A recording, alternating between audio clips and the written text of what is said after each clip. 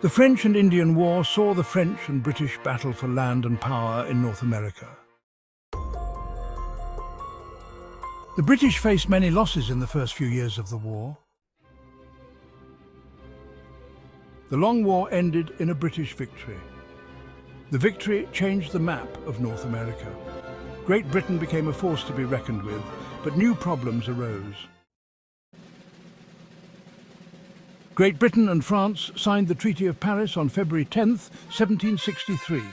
It officially ended the French and Indian War. Under the treaty, the British gained Canada and all French territory east of the Mississippi River. The British also received French territory in India, Africa, and the Mediterranean. Spain was a French ally. It received all French territory west of the Mississippi River that the British did not want. The treaty let Spain keep Cuba, but was forced to give Florida to the British. The Treaty of Paris of 1763 was important because Great Britain gained primary control of North America. It also enabled Western expansion without the threat of French attacks. The French and Indian War caused a rise in American identity and unity. The colonies worked together to defeat one of the most powerful nations in the world. It was a major accomplishment. American colonists were able to share in the pride of victory. A sense of nationalism was felt in the colonies for the first time. Colonists felt like members of one of the most powerful empires in the world. They also had a new sense of being distinctly American.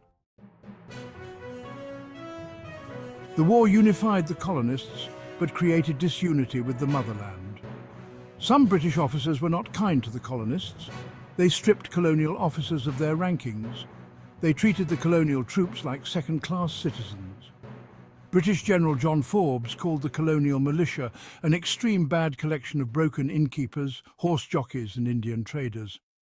They are a gathering from the scum of the worst of people in every country.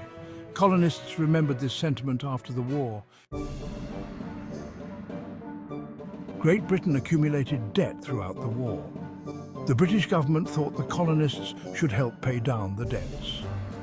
Britain took a more direct role in governing the colonies after the French and Indian War. Most American Indians did not benefit from the French and Indian War. The British signed the Treaty of Easton with 13 American Indian nations during the war. The Indian leaders agreed to not help the French. In return, the British agreed to recognize American Indian rights to hunting grounds in the Ohio Country. They also agreed to not build west of the Allegheny Mountains after the war. The treaty helped the British defeat the French.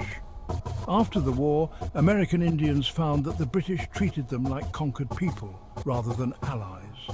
The British kept a military presence in the Ohio Country. They treated the Indians poorly. The Ottawa chief Pontiac organized 14 large American Indian tribes to rise up against the British.